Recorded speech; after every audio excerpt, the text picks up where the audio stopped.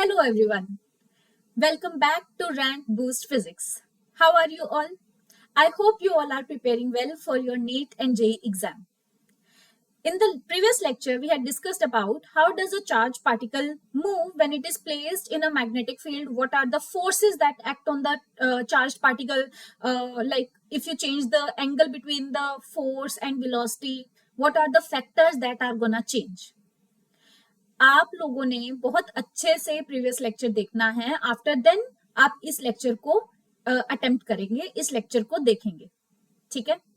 So in the previous lecture हमने ये चीज करी थी कि जब भी मैं एक चार्ज पार्टिकल को मैग्नेटिक फील्ड में रखती हूँ तो उसकी वेलोसिटी किस तरह से चेंज होगी, या उसके ऊपर लग रही फोर्स किस हिसाब से चेंज होगी, या उस पे मैग्नेटिक फील्ड की वैल्यू क्या बनेगी, या उसका रेडियस की वैल्यू क्या बनेगी, या टाइम पीरियड की वैल्यू क्या बनेगी. All those factors we had discussed in the previous lecture.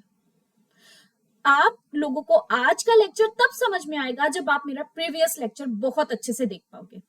ठीक है. आप लोगों को जो भी डाउट आता है, जिस पर्टिकुलर टॉपिक में आता है, you can comment me down. I would try to make the video on that particular lecture as soon as possible and I am there for you.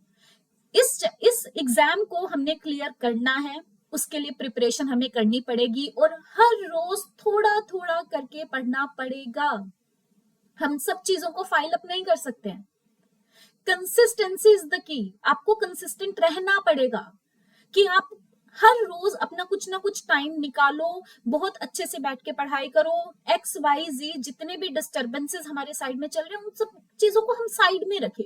सिर्फ एक प्राइमरी फोकस होना चाहिए इस टाइम पे आप लोगों का, and that is your exam.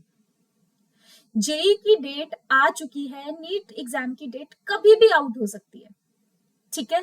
तो हमने पूरा एनर्जी अपना इस टाइम पे, पूरा टाइम अपना इसी एग्जाम के ऊपर लगाना है. ठीक है. स्टार्ट करें विदाउट एनी डिले. हम स्टार्ट करते हैं. लास्ट क्लास में जैसे मैंने आपको बताया कि हमने ये देखा, जब भी मैं एक चार्ज पार्टिकल को मैग्नेटिक फील्ड की प्रेजेंस में रखूंगी तो उस पे कौन कौन सी फोर्सेस एक्ट करेंगी और उस फोर्स का अमाउंट क्या होगा, जिसके लिए हमने इस फॉर्मूला को यूज करा था. F is equals to Q V cross B, जहां पे मैंने बताया था that force is a vector quantity, तो I must mark vectors over each of the vector quantity. Last class में हमने ये देखा कि जब मैं एक मैग्नेटिक फील्ड की प्रेजेंस में किसी भी चार्ज पार्टिकल को रख रही हूँ, अब वो चार्ज पार्टिकल अगर मैं रख रही हूँ तो एक मूविंग चार्ज पार्टिकल रख रही हूँ जिसकी मैंने velocity I have mentioned over here. This v vector is the velocity of this particular charge जो कि इस फॉर्मूला में आ रहा है. नाउ दिस पर्टिकुलर चार्ज जो कि किसी वेलोसिटी से मूव कर रहा है, that can move in the direction of the applied magnetic field, है ना. अगर तो ये इसके डायरेक्शन में मूव करेगा, in this case angle would be taken between the v vector and b vector would be taken as 0 degrees. Definitely अगर ये opposite direction में move करेगा, angle will get 180 degrees. You know ना how to find the angle. Let's say the magnetic field is going toward the right. If the charge particle is also moving in the parallel direction, that is in the right direction, so the angle between these two vector would be shabash, that would be 0 degrees, है ना. And now if the charge particles start moving in the opposite direction of the magnetic field, the angle between the v vector and b vector here will get of 180 degrees. Definitely the charge particle can also move in the perpendicular direction. Let's say the magnetic field is going in the toward the right, and if the charge particle is moving in the upward direction with some velocity v, of course, so the angle here between the magnetic field and the velocity vector will get 90 degree. Now what you have to do, you just simply have to open the formula of this force keeping vb sine theta n cap. Now what this theta is, this is the angle between magnetic field and velocity vector. Mark my words. What this angle is, this angle is particularly taken between the velocity vector and the magnetic field vector. Now you just simply have to substitute the value of this particular theta and you will get the required force that you want. Simple. ये simple चीजें हमने कल की class में करी थी. हमने ये दो चीजों के बारे में बात करी थी. अब आज की क्लास में हमारा जो टॉपिक होने वाला है कि मैम आपने ये तो बता दिया कि मैग्नेटिक फील्ड के पैरेलल डायरेक्शन में चार्ज पार्टिकल जाएगा तो कैसे बिहेव करेगा, परपेंडिकुलर डायरेक्शन में जाएगा तो कैसे बिहेव करेगा. व्हाट इफ चार्ज पार्टिकल ना पैरेलल जाए, ना एंटी पैरेलल जाए, इवन ना वो परपेंडिकुलर डायरेक्शन में जाए, what would be the path that the charged particle will follow. What will be the amount of force that the charged particle will encounter? So in this particular part, let's say, let me draw this diagram again. Yes. So I have taken the direction of magnetic field along the x-axis again.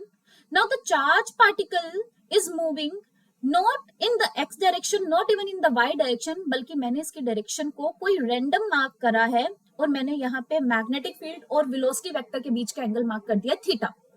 ठीक है. Now for our reference कि हमें clear रहे चीजें, let me draw the X and Y axis here. दोबारा से mark करते हैं.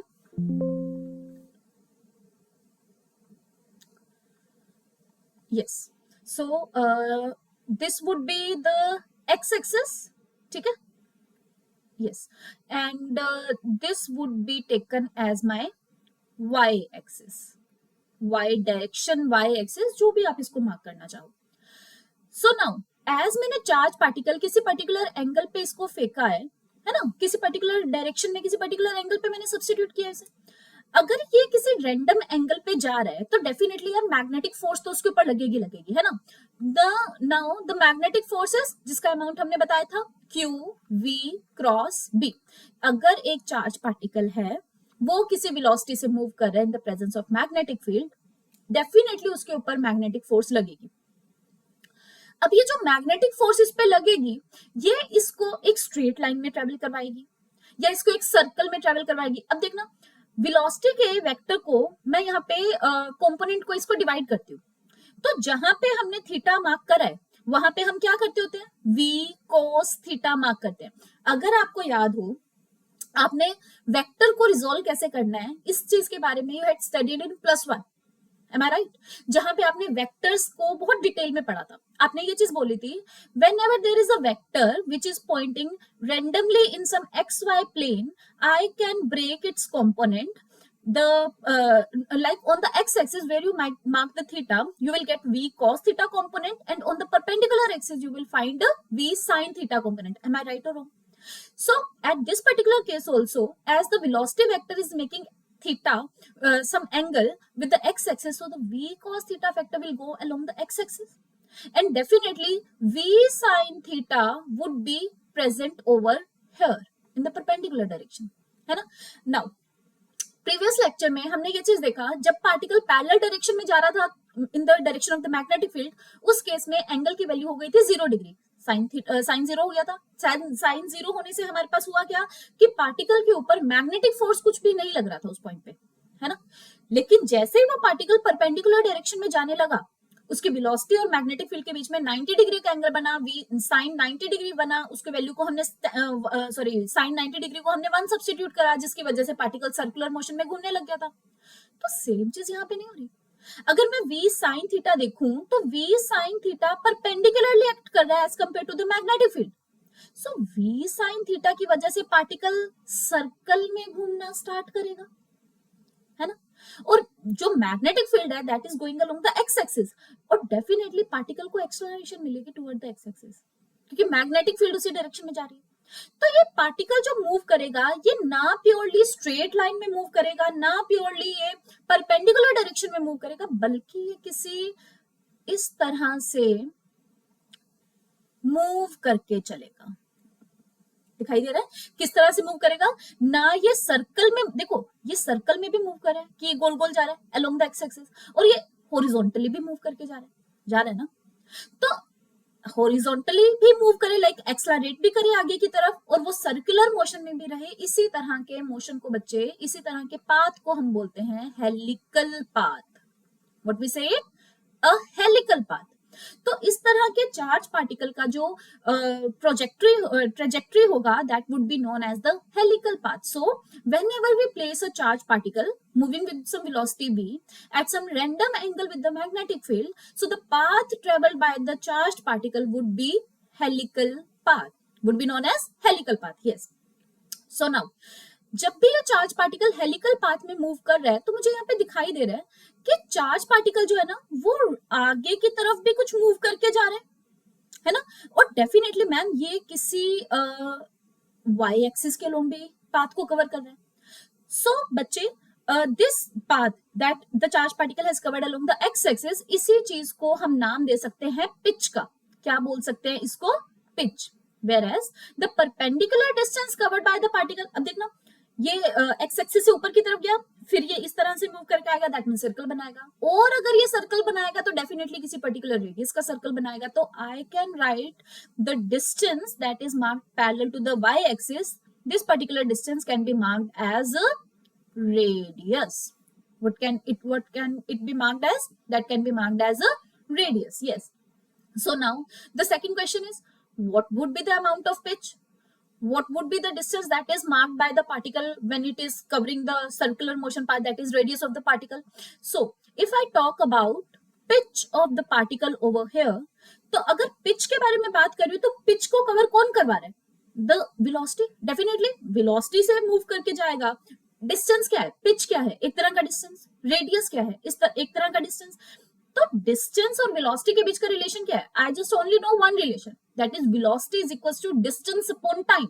सो the distance would be velocity into time. Now we have two different kind of distances over here. One distance is taken along the X axis, other distance is taken along the Y axis. So the distance that the charge particle is covering along the x-axis would definitely be driven because of the horizontal component of the velocity. And the distance that is covered along the y-axis would definitely be covered because of the y component of the velocity. Am I right or wrong? So the pitch, that is distance along the x-axis, must be covered because of the force acting or the velocity of the particle which is acting along the x-axis. That is, it must be covered because of the v cos theta component. And definitely इस distance को cover करने में कुछ time t लगेगा. So I must write time t over here. So I'm repeating it again. The distance that the particle is covering along the x-axis, that would be known as pitch. And as pitch is a distance, what distance is? It is the product of two things. One is velocity, other one is time. Now, the distance I have taken here is along the x-axis, though I must cover the, I must have taken the velocity along the x component only, and also the time period. So the velocity along the x component is what? It is t cos theta. Secondly, the time period. What is the amount of time period that the particle will cover to travel some particular distance? हमने ये चीज last lecture में पढ़ी थी. हमने दो तीन चीजों के बारे में इनफैक्ट बात करी थी. एक हमने बात करी थी टाइम पीरियड के बारे में, मैग्नेटिक फील्ड के बारे में, डिस्टेंस के बारे में, वेलोसिटी के बारे में. सो यहाँ पे हमारे पास बात आ रही है एज टाइम पीरियड की. इसी तरह से अगर मैं रेडियस के बारे में बात करके चलूं, इस आर के बारे में बात करके चलूं, तो आर का रेडियस जो इस पार्टिकल ने कवर करा था, उस रेडियस का जब हमने लास्ट क्लास में बात करी थी ना, जब पार्टिकल परपेंडिकुलर डायरेक्शन में मूव कर रहा था, वहां पे हमने रेडियस की इक्वेशन निकाली थी, रेडियस का फॉर्मूला निकाला था. सो रेडियस का फॉर्मूला था M V upon Q B. As यहाँ mass of the particle, v is the velocity, q is the charge and b is the magnetic field. So velocity जो आ रही है, like जो radius हमारे पास आ रहा है, that is because of the perpendicular velocity ना. horizontal velocity तो उस पार्टिकल को सर्कल में कवर नहीं करवा रही, वो तो उसको horizontally एक्सेलरेट करवा रही है. So एक्सेलरेट भी करवा सकती है और कांस्टेंट वेलोसिटी से भी. तो यहाँ पर जो रेडियस आ रहा है वो कौन सी वेलोसिटी की वजह से आ रहा है? परपेंडिकुलर डायरेक्शन में जो वेलोसिटी एक्ट कर रही है. और यहाँ परपेंडिकुलर डायरेक्शन मुझे मार्क करना चाहिए एज, यहाँ पे हमने क्या मार्क करा है? v parallel into time t. Parallel क्यों मार्क करा? जिस पर्टिकुलर डायरेक्शन में पार्टिकल फाइनली मूव कर रहा है, वेलोसिटी का फैक्टर मैंने उसी पर्टिकुलर डायरेक्शन में लिया. मतलब जिस डायरेक्शन में हमारे पास पार्टिकल मूव कर रहा था उसी डायरेक्शन में हमने पिच कंसीडर करी, उसी डायरेक्शन में हमारा वेलोसिटी आया. सो वेलोसिटी और pitch are acting on a parallel direction वाला पार्ट ना. तो इसीलिए, या फिर हम ये भी बोल सकते हैं कि वेलोसिटी का जो पैरेलल कंपोनेंट है that is driving the pitch of the particle, whereas the perpendicular component of the velocity is helping the particle to cover some particular radius. अब हमें कुछ नहीं करना, रेडियस की वैल्यू देखो मेरे पास आ गई है m upon Q B. As perpendicular velocity क्या है? It is the v sin theta. So the radius of the particle covered during the helical path would be mv sin theta upon qb. As you change the radius of the, as you change the angle between the velocity vector and the magnetic field vector, definitely radius की value हमारे पास change होगी. For an example, अगर हम यहाँ पे velocity vector और magnetic field के बीच के वेक्टर को 90 डिग्री पुट करें तो radius of the particle would be mv upon Q B sine 90 degree, और साइन 90 डिग्री की वैल्यू इज 1, तो it would be mv upon Q B. याद अगर आपको हो, इन द प्रीवियस लेक्चर हमने जब चार्ज पार्टिकल के रेडियस के बारे में बात करी थी, when the velocity and the magnetic field was acting perpendicular to each other, radius का हमारे पास यही फॉर्मूला निकल कर आया था, यस और नो। इसी तरह से अगर हम यहाँ पे चार्ज पार्टिकल और जिस डायरेक्शन में चार्ज पार्टिकल मूव कर रहा है मैग्नेटिक फील्ड उसी डायरेक्शन में ले लूं, that means if I take magnetic field and velocity along the same direction, तो यहाँ पे थीटा की वैल्यू वुड बी 0 डिग्री। अच्छा, रेडियस की value would be mv upon Q B into sine 0, sine 0 is 0, so radius would be 0। और यही बात हुई थी जब भी चार्ज पार्टिकल किसी भी मैग्नेटिक फील्ड के पैरेलल डायरेक्शन में मूव करके जा रहा था, तो वो सर्कुलर डायरेक्शन में थोड़ी जा रहा था, नहीं जा रहा था, डेफिनेटली वहां पे रेडियस की वैल्यू वुड बी 0, और देखो ये चीज प्रूव भी हुई है। सो रेडियस का ये जो फॉर्मूला है, I can consider this formula as a general one. Theta जो भी गिवन होगा between velocity and magnetic field, मैं वैल्यू सब्स्टिट्यूट करूंगी and I will get the answer, easy peasy. Secondly, now talk about this particular point, that is pitch of the particle. हमारे पास pitch का जो formula बनकर आया है, pitch is equals to v parallel into time t, और v parallel की value आई है v cos theta into time t। देखो pitch की वैल्यू निकालने के लिए हमें टाइम पीरियड की वैल्यू जो है वो पता होनी चाहिए। टाइम पीरियड की जो वैल्यू हमारे पास निकल कर आई थी, it was 2 pi M upon Q B, तो डेफिनेटली ये वैल्यू सब्स्टिट्यूट करूंगी, I will get the pitch. So the pitch would be 2 pi m upon Q B into v cos theta. यहाँ पे वैल्यू सब्स्टिट्यूट करो, you will get the amount of the pitch that you will cover. For an example, अगर हम यहाँ पे theta की value को 90 degree substitute करें, अगेन मैग्नेटिक फील्ड यहाँ जा रही है, particle is moving perpendicularly to the magnetic field making an angle 90 degree between them, so the pitch would be 2 pi m upon QB into V cos 90. Now the value of cos 90 is 0, so the pitch would be 0. तभी तो particle जब velocity और magnetic field in the previous lecture were acting at perpendicular direction, so the particle was normally circular motion में घूम रहा था, वो आगे की तरफ मूव नहीं कर रहा था, है ना। वही अगर I take the angle between velocity vector and magnetic field as 0 degree, the pitch would be 2 pi m upon QB V cos 0. So the value of cos 0 was 1. So इसकी वैल्यू क्या बनेगी, 2 pi m V upon QB. So simple है, सब कुछ easy है, सब कुछ आता है। सबसे पहली बात तो ये अपने मन में बिठाओ, बायो वाले बच्चे बहुत डरते हैं, नीट वाले बच्चे बड़े डरते हैं फिजिक्स से। डरने की जरूरत नहीं है, समझो कॉन्सेप्ट को, समझो कॉन्सेप्ट को पकड़ो, नॉलेज को पकड़ो, रटना नहीं है, भागना नहीं है। सब्जेक्ट इजी है, लेकिन वो तब इजी लगेगा when you start feeling it, है ना। रटने से नहीं होने वाली है ये सारी चीजें। देखो हमने क्या करा, आई विल एक्सप्लेन। हमने क्या बोला, इन द प्रीवियस लेक्चर हमने मैग्नेटिक फील्ड और वेलोसिटी वेक्टर के बीच का कुछ एंगल कंसीडर करा था, either we have taken it as 0 degree और we have taken it as 180 degree, even हमने परपेंडिकुलर की भी बात करी थी। So the second question that arise into our mind कि यार अगर एंगल 0 डिग्री ना हो, 180 डिग्री ना हो, 90 डिग्री ना हो, दैट इज थीटा की वैल्यू ना 0 डिग्री हो, ना 90 डिग्री हो, ना 180 डिग्री हो, तो पार्टिकल मूव कैसे करेगा। तो हमने ये चीज देखी, मैंने यहाँ मार्क करा the angle between the velocity vector and magnetic field के एंगल थीटा मैंने मार्क कर लिया, ठीक है। अब जैसे ये पार्टिकल थीटा मैग्नेटिक फील्ड के अंदर जा रहा है किसी वेलोसिटी के साथ मूव करता हुआ, हमने ये चीज ध्यान दी कि यार पार्टिकल को ना, वेलोसिटी को मैं दो कंपोनेंट में ब्रेक कर सकती हूँ। One component will drive v cos theta factor, other one will drive v sin theta factor. Definitely v cos theta जो होगा वो मैग्नेटिक फील्ड की डायरेक्शन में बनकर आएगा, तो वो डेफिनेटली कोई सर्कल में पार्टिकल मूव नहीं करवाएगा और कोई उसके ऊपर फोर्स नहीं एक्ट करेगी। नेट फोर्स की वैल्यू 0 आ रही थी ना हमारे पास, फोर्स की वैल्यू 0 नहीं करेगी, मतलब कांस्टेंट एक्सेलरेशन के जीरो एक्सेलरेशन के साथ मूव करेगा, कांस्टेंट वेलोसिटी के साथ मूव करके चलेगा, तभी v cos थीटा की वैल्यू हमारे पास 0 है। जब तुमने प्रोजेक्टाइल मोशन पढ़ा था तब भी तो तुमने ये बोला था कि along the X axis particle की वेलोसिटी चेंज नहीं होगी, क्योंकि वहां पर बाय चांस हमने एक्स एक्सिस के लॉन्ग एक्सेलरेशन को 0 रखा था, हमने क्या बोला था, particle only move into the downward direction. याद है ना, जब हमने प्रोजेक्टाइल मोशन के बारे में बात करी थी, तब हमने सेम यही चीज बोली थी कि एक्सेलरेशन को हम हमेशा वाई एक्सिस में लगाएंगे, एक्सेलरेशन की value along X axis was taken as 0। तो यहाँ पे हमने रेंज के बारे में बात करी थी, बस उसी रेंज को हम यहाँ पे पिच का नाम दे रहे हैं। वहां पर अगर आपको याद हो, रेंज की बात करी थी हमने, वेलोसिटी इनटू टाइम करके वेलोसिटी ली थी एक्स एक्सिस की, u x into time t, u x की value u cos theta into time t, उत्तर सेम ही तो है। यहाँ पर भी तो मैंने एक्स एक्सिस में पिच को v cos theta into time t ही लिखा। So my whole point is, last lecture में भी मैंने आपको सेम यही चीज बोली थी, +1 का जो पार्ट है बच्चे का बेस बनाता है, और वो बेस अगर अच्छा हो तो आपको +2 इजी लगती है। आपको +2 इजी क्यों लगती है? क्योंकि आपने ये सारी चीजें +1 में पढ़ी है।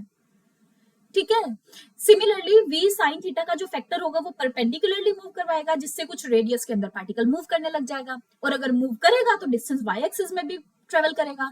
वाई एक्सिस का डिस्टेंस ट्रेवल करने के लिए हमने लास्ट लेक्चर में रेडियस कितना होगा, M V upon Q B की वैल्यू यहाँ पे सब्सटीट्यूट करी। वेलोसिटी का फैक्टर क्या है, वी परपेंडिकुलर की मैंने वैल्यू पुट कर दी वी साइन थीटा।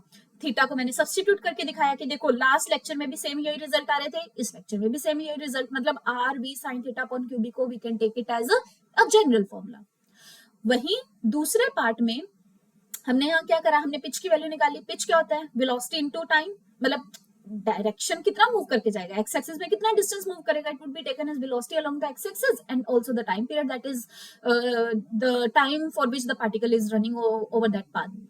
वेलोसिटी की वैल्यू हमने क्या ली, v पैरेलल की। v parallel is what, it is simply the v cos theta into time t is known as pitch. Now time की value was 2 pi m upon q B, last lecture से हमने use करा, pitch की value हमने निकाल दी। मैंने यहाँ पर भी तुम्हें सब्स्टिट्यूट करके दिखाया, if I take theta as 90 degrees तो वहां पे पिच कवर करेगा नहीं, वही लास्ट लेक्चर का हमारा टॉपिक क्लियर हो गया।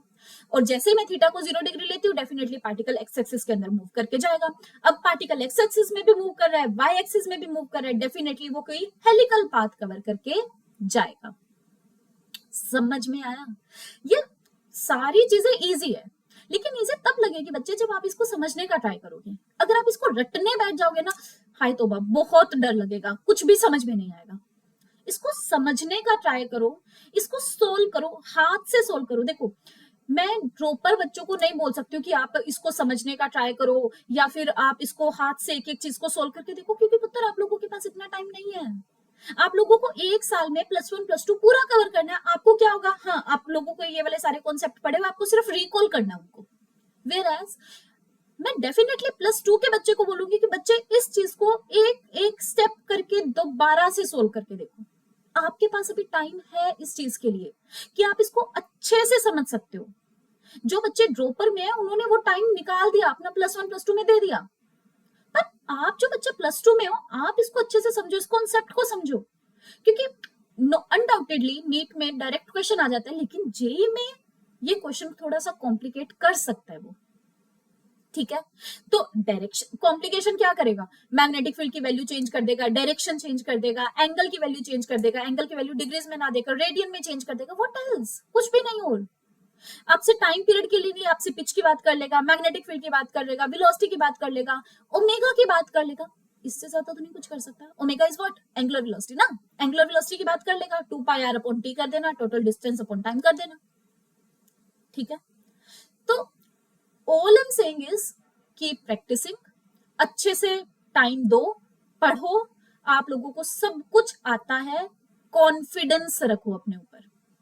ठीक है, बाकी जो भी आपको डाउट है अनडाउटेडली आप उस चीज को कमेंट सेक्शन में डाल सकते हो। इवन आपको किसी और टॉपिक की वीडियो चाहिए, you can comment me down, और मैं डेफिनेटली उसके ऊपर जल्दी से जल्दी एक लेक्चर प्रोवाइड करने का ट्राई करूंगी। ठीक है, so all the very best for your exam. Thank you.